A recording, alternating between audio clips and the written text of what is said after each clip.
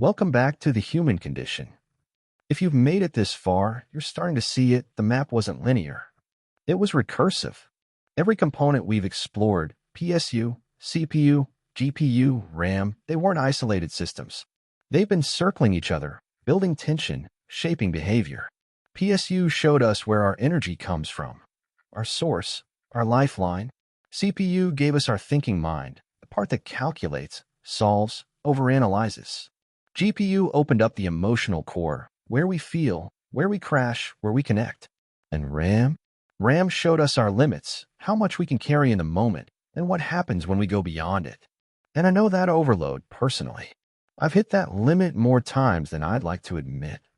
The kind of days where everything's too loud, where nothing makes sense, and my own thoughts feel like static. And underneath that, there's storage. The moments that shaped me, but never got filed properly. The memories that don't show up unless I'm already hurting. The trauma I never chose but still carry. Today, we open the archive, not to relive it, but to remember that we're the ones who choose which files get to define us.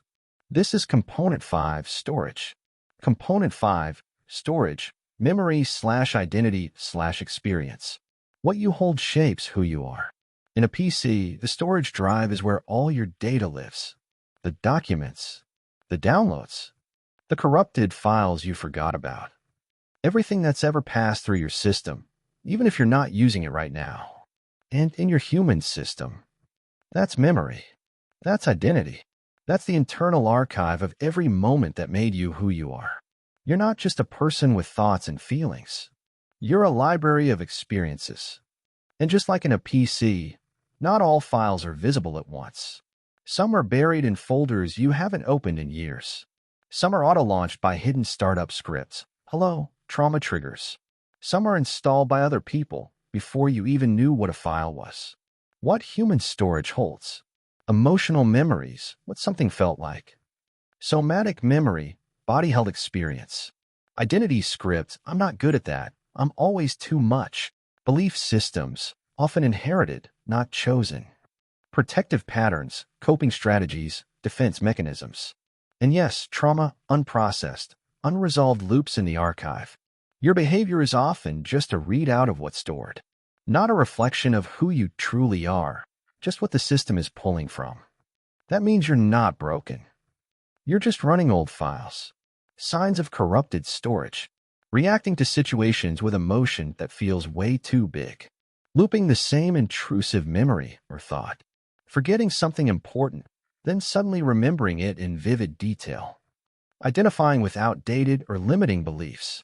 Shutting down when reminded of a painful time, even if it's long past. You're not crazy.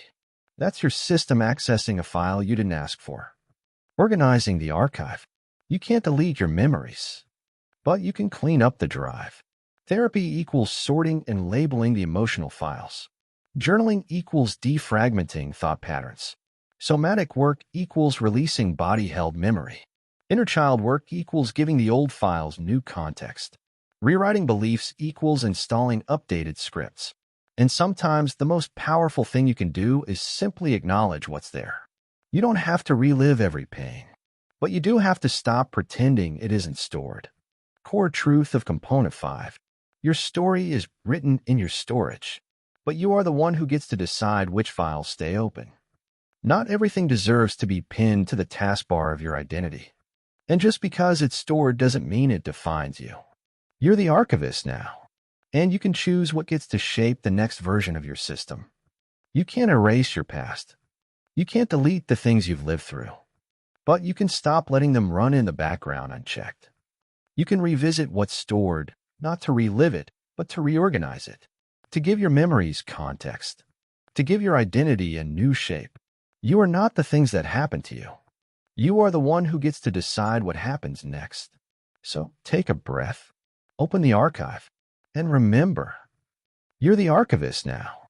This has been Component 5, Storage. Thanks for listening.